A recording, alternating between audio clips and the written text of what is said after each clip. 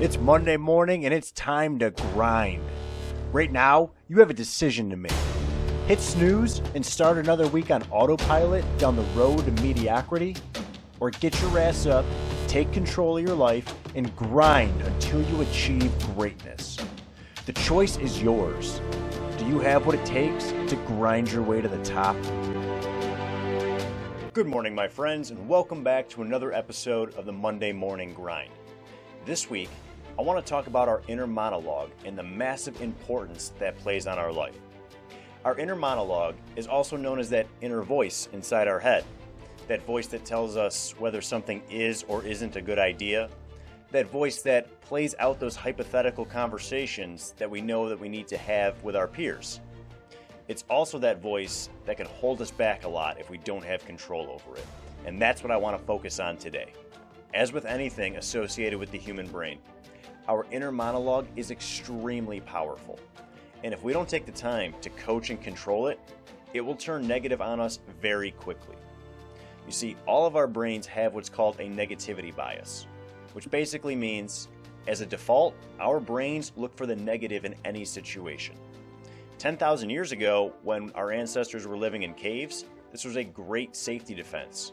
Today, it just causes self-sabotage if we're not aware.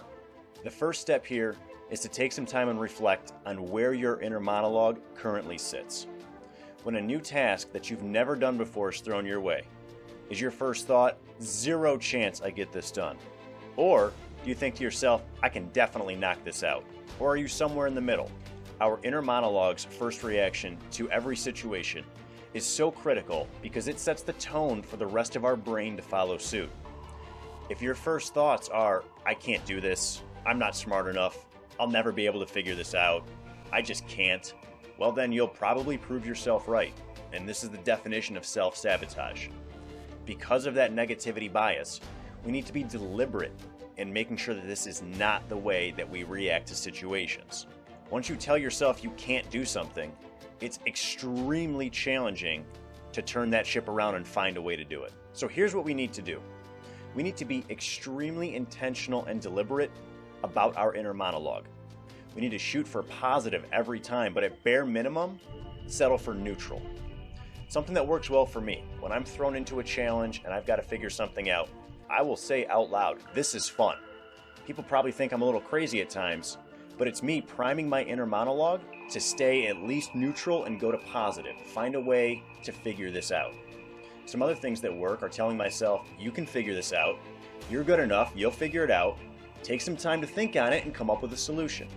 Or from time to time, I challenge myself and say, let's see how good you really are. All of these phrases are extremely simple, and that's the point. We need something that's very simple to take control right out of the gate. This is how we shape our internal monologue. My challenge to you for the week, find 2 to 3 phrases that work for you and be deliberate about your reactions to news and challenges. Tell yourself that you'll find a way to get through it. Tell yourself that it's going to be fun. Be intentional about how you let that first voice in your head react to a situation. I promise you will be amazed at how powerful your brain is when you prime it effectively.